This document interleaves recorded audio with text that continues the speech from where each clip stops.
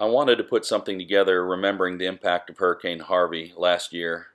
It hit Texas the night of August 25th and then moved on its way to Houston. It was devastating.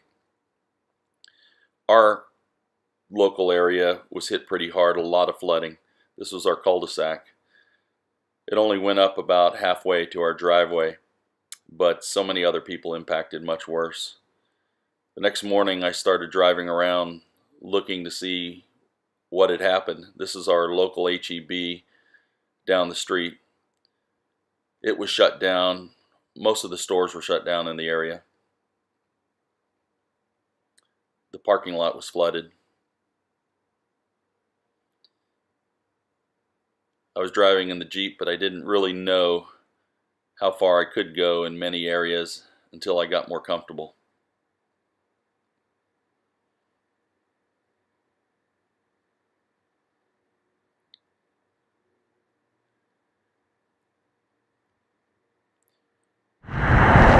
This is near our home, and I pulled up to a stop sign and I see a fish that was sitting on the road. Looks like a large carp. The waters must have been much higher at night. This is an area in Austin, and we're slowly driving, but many people, not knowing how to drive through water and what their cars could and couldn't do, stalled out. Poor car was getting beat from our wakes of our vehicles. This is the other side of Austin near the lakes. We were trying to see who we could help, and so many of our friends had kayaks out. This is an area moving to the high school, Clear Falls High School. The entrance was already flooded. New construction on the right was flooded. But I really wanted to see what the impact was.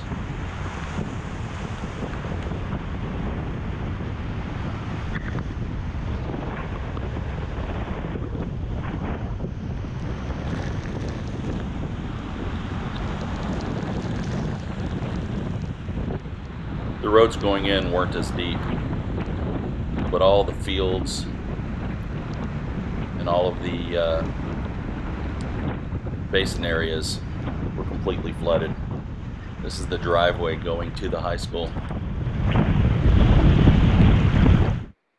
As I crept up to the high school, you could see the areas where the water was starting to rise. This was the baseball field track on the right. This is Bay Cliff subdivision. They were hit very hard. We were doing a lot of rescues here, pulling people out of vehicles and getting them from the boats to the vehicles and getting them to shelters. Families only had what they could carry with them.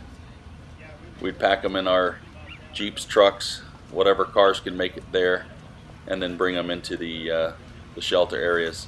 HEB acted as a temporary shelter for short time. This is the other side of the 45. You can see the interstate on that side. Frontage road was flooded, and then I was moving into Dickinson. Brought the Tundra here, and I was getting very nervous because the water was at my headlights and I couldn't go backwards and I could only go further in. Some scary moments for myself. Thank God that four-wheel drive was, the air intake on that truck is a much higher.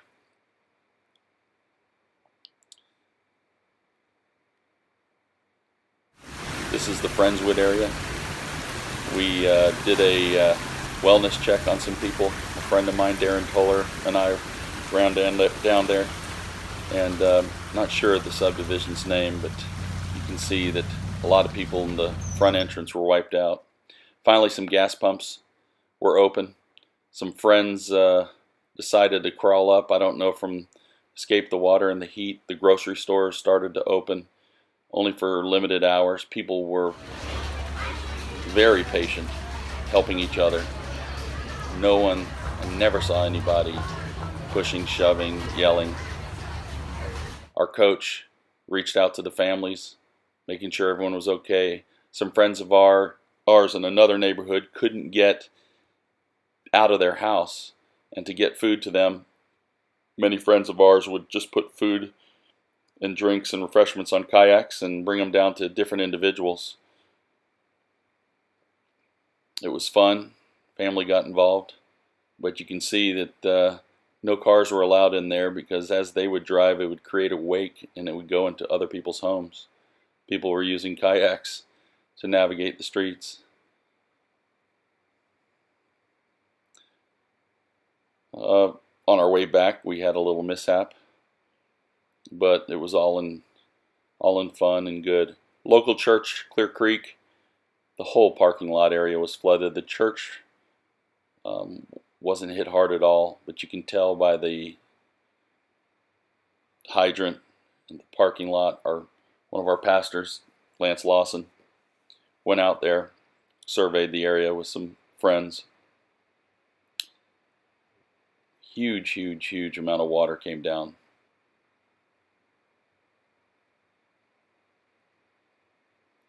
Then went into the League City Dickinson area. Met some people at the shelter, a lot of people from our church, and we started just helping as many people as we could. Of course, the sheetrock and the insulation, and then everything else. But it brought Texas together, it brought Houston together. Every day, in and out, cleaning, organizing, helping, having fun, but communities came together.